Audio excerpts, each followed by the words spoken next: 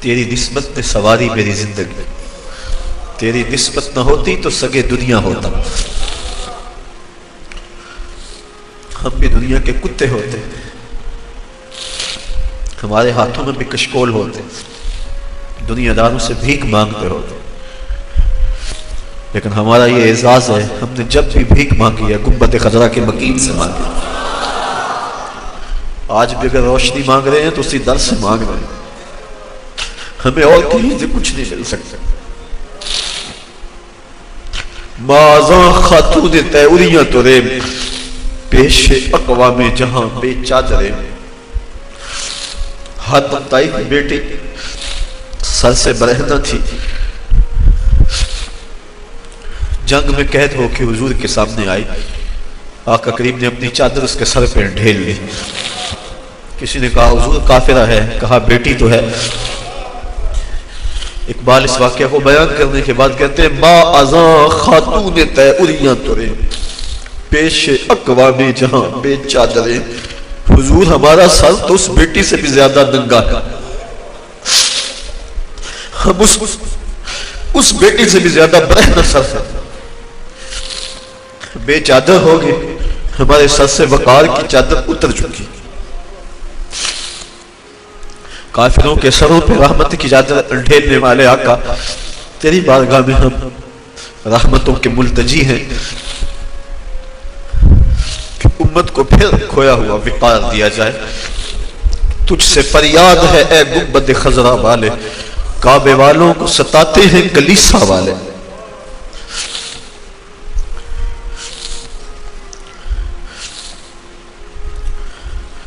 ہم بالکل خالی ہو گئے، ہمارے سر ننگے ہو گئے، آپ کی چادر رحمت ہر گناہگار کے سر پہ ہے، لیکن یہ ہمارا قصور ہے کہ ہم نے غیروں کے قوانین کو اپنایا، اپنا حلیہ، اپنی وضاقتہ، اپنی شکل و صورت، اپنے اعمال و افعال، اپنا کلچر غیروں کے طریقے کے مطابق رکھا، تو اگر آقا روٹھ جائیں تو ہمارے پلے ہے کیا؟ آج معافی مانگ لیں اپنے آقا سے، حضور معافی، حضور معافی، حضور معافی، حضور معافی، تو سانسی ڈکیا جنہ کماں تھی، حضور جی میں او کر گیا ہاں، تو سانسی ڈکیا جنہ کماں تھی، حضور جی میں او کر گیا ہاں، گناہاں دی دل دل دے اندر گل میں تیکر اتر گیا ہاں، تو ہاڑے حکماں تو چھڑ کے آقا میں جیندہ کتھے مر گیا ہوا، حضور معافی، حضور معافی، چھوڑ کے آپ کا دامن رحمت آقا ہم سے بھول ہوئی، کھو دی اپنی قدر و قیمت آقا ہم سے بھول ہوئی، بن گئے سیموں زر کے بندے، تن کے اجلے من کے گندے، لٹ گئی ہم سے فقر کی دولت آقا ہم سے بھول ہوئی، دیکھ ہماری آنکھ مچولی اپنے سینے اپنی گولی، بھول گئے ہم درس اخوت آقا ہم سے بھول ہوئی، دنیا کے ٹھکرائے ہوئے ہیں تیرے در پہ آئے ہوئے ہیں، کھول دے ہم پہ باب رحمت آقا ہم سے بھول ہوئی، کہہ دو آقا کو آقا ہم سے کہو نا،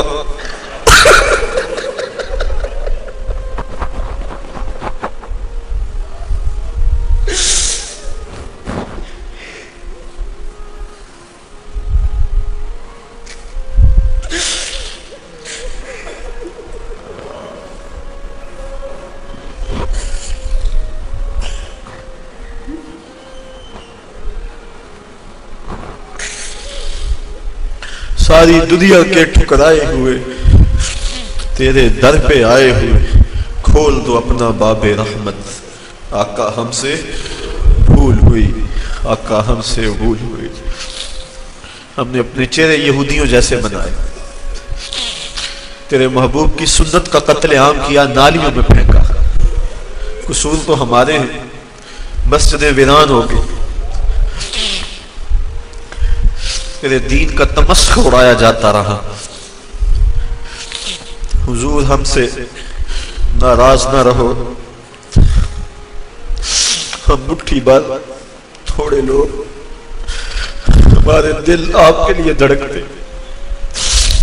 ہم آکسیجن سے سانس نہیں لیتے، عشق رسول سے لیتے، ہماری نس نس میں آپ کا پیار سمویا ہے، ہماری دھڑکنیں نبی نبی پکارتی ہیں۔ ہم سے راضی ہو جائیے، یہ وطن پاکستان، اس کے حکمران ہماری بدعمالیوں کی سزا ہے، ہم نیک ہو جائیں، امت پہ شفقت ہو، اور ہمیں کوئی حضرت عمر فاروق کا جانشین عطا کر دیا جائے، اس وطن کی گلیوں میں، کوچہ و بازار میں نظام مصطفیٰ کے سویرے طلوع ہو جائیں، امن کے سویرے طلوع ہو، ظلم کی رات ختم ہو۔ بس یہ گزارشیں، یہ آرزویں، یہ تمنائیں لیے آج کی اس محفل میں ہم حاضر ہیں۔ دو چیزوں کے دامن کو بڑی مضبوطی سے تھام لیں، ایک تو راتوں کو اٹھ کے قرآن مجید کی تلاوت کا معمول بنا لیں۔ میں اپنے ساتھیوں سے لمبی گفتگو نہیں، یہ 2-3-4 باتیں ہیں، بس ان کو ذہن نشین کر لیں اور آج سے اس پہ عمل شروع کر لیں۔ راتوں کو تنہائیوں میں اٹھ کے قرآن مجید کی تلاوت کریں، ترجمہ آتا ہو تو بہت خوب، ورنہ مترجم قرآن مجید لے لیں، یہ بھی سمجھ نہیں آتی ویسے الفاظ پڑھتے جائیں، قرآن مجید کی سمجھ نہ بھی آ رہی ہو ویسے بھی تلاوت پڑھیں تو قلب کو حضور سے قربت ہوتی ہے۔ حضور علیہ السلام نے ارشاد فرمایا راتوں کو اٹھ اٹھ کے قرآن پڑھو اور قرآن پڑھتے ہوئے رویا کرو، اور فرمایا فَإِن لَمْ تَبْكُوا فَتَبَاكُوا، اگر رونا نہ آئے تو رونے کی کوشش کیا کرو۔ حضرت داتا صاحب فرماتے ہیں اگر کوئی کوشش کرے پھر بھی نہ آئے تو فرماتے ہیں پھر وہ اپنے مقدر پہ رویا کرے، کہ وہ کوشش بھی کرتا، اتنا پتھر دل ہو گیا کہ اس کے دل میں گداز و نرمی پیدا نہیں ہوتی، تو پھر وہ اپنے مقدر پہ روئے۔ تو ایک تو راتوں کو اٹھ اٹھ کے قرآن مجید کی تلاوت کو ہر مصطفی اور ادارت المصطفیٰ کا ہر رکن اپنا معمول بنا لے، اس سے قلب کو ذات رسالت مآب صلی اللہ علیہ وسلم سے رابطہ ہوگا، اور ہو سکتا ہے کبھی مقدر جاگ بھی پڑے۔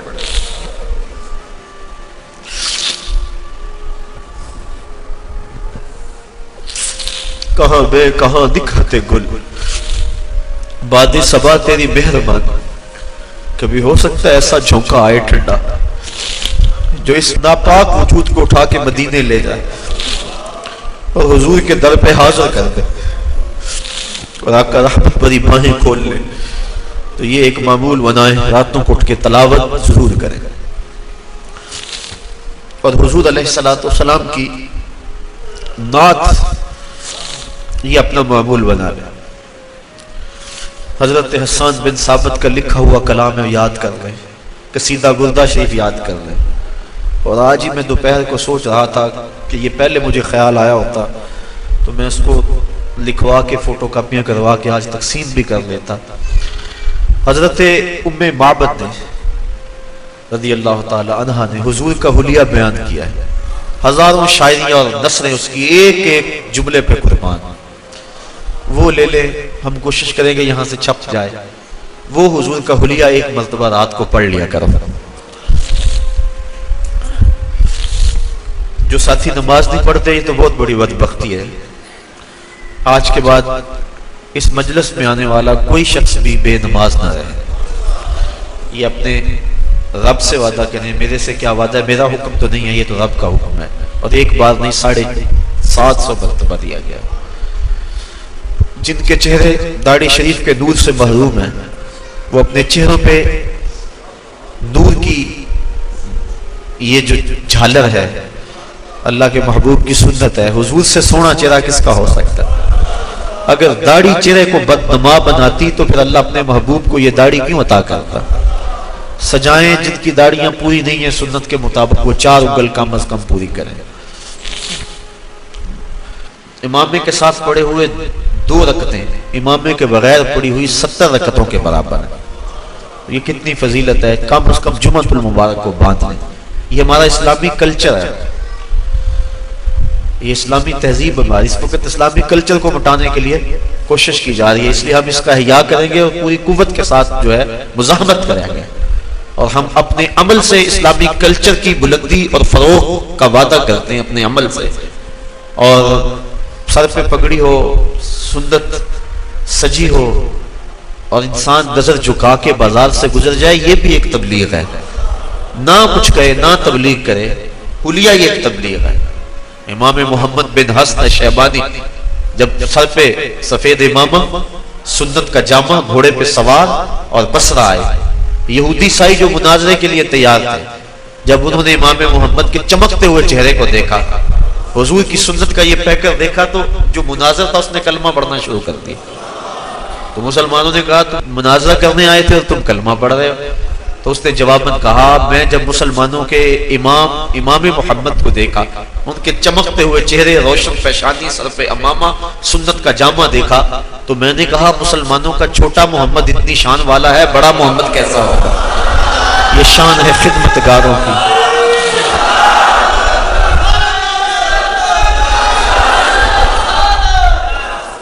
یہ شان ہے خدمتگاروں کی، سرکار کا عالم کیا ہوگا؟ کہا چھوٹا محمد اتنی شان والا ہے، بڑا محمد کیسا ہوگا؟ تو اپنے کردار کو ستھرا رکھیں، نظر کی حفاظت بہت ضروری ہے۔ اس دور میں نظریں بھٹک رہی ہیں، نظریں زنا کر رہی ہیں، خیال اور سوچیں زنا کر رہے ہیں، بہت بڑی مصیبت ہے جو اس دور میں ہے۔ شیطان برہنہ ناچ رہا ہے۔ میری مائیں، بہنیں اور بیٹیاں جو اس اجتماع کو سن رہی ہیں، اپنے پردے کی حفاظت اپنی جان سے زیادہ کریں۔ پردہ بوجھ نہیں ہے، پردہ آبرو کا نام ہے۔ اس برقعے کو قید خانہ نہ سمجھے، بلکہ اس برقعے کا ایک ایک تار، ایک ایک سلوٹ میری بہن تیری آبرو کی محافظ ہے، تیرے حیا کا پہرا ہے تیرا پردہ۔ تو مغرب کی ٹینو نہیں ہے، تو مشرق کی بیٹی ہے۔ لوگ کہتے ہیں یہ دکیا نوس ہیں، پرانے دور کی باتیں کر رہے ہیں۔ میں کہتا ہوں اتنے پرانے ہو جاؤ، اتنے پرانے ہو جاؤ کہ مدینے کی گلیوں میں پہنچ جاؤ، اتنے پرانے ہو جاؤ کہ طائف کے بازاروں میں چلے جاؤ، اتنے پرانے ہو جاؤ کہ بدر کی وادی میں پہنچ جاؤ، اتنے پرانے ہو جاؤ، اتنے پرانے ہو جاؤ کہ مکے کے بازاروں میں نبی کے نام پہ زخم کھاؤ لیکن زبان سے اف تک نہ کہو۔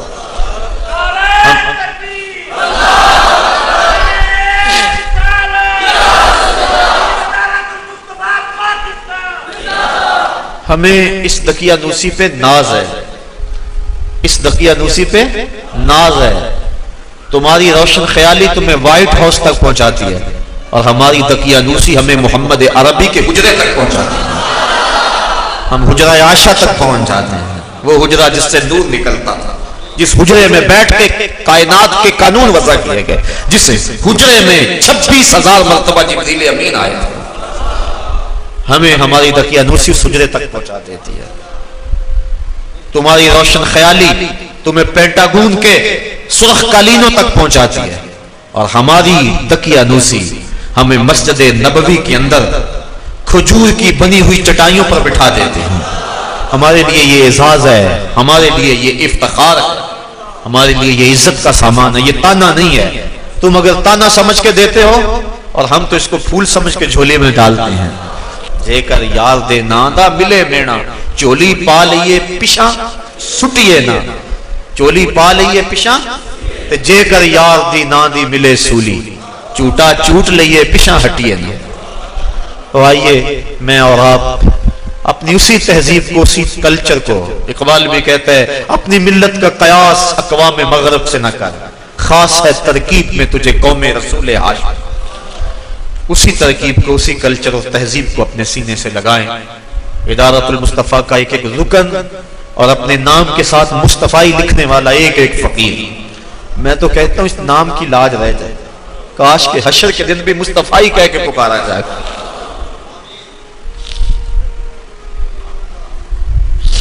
ہمیں سو ناز ہے اس پر کہ ہم تیرے ہی منگتے ہیں، ہمیں سو ناز ہے اس پر کہ ہم تیرے ہی منگتے ہیں۔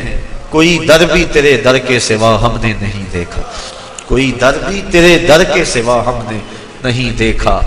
میں کھو جاؤں حشر کی بھیڑ میں تو آپ فرمائیں ہمارے در کا ساکب تھا گدا ہم نے نہیں دیکھا. کاش کہ اس نام سے آواز بڑھ جائے. یہی ہماری کامیابیوں کی ضمانت ہوگی, یہی ہمارے لیے بابرادی کی ضمانت ہوگی.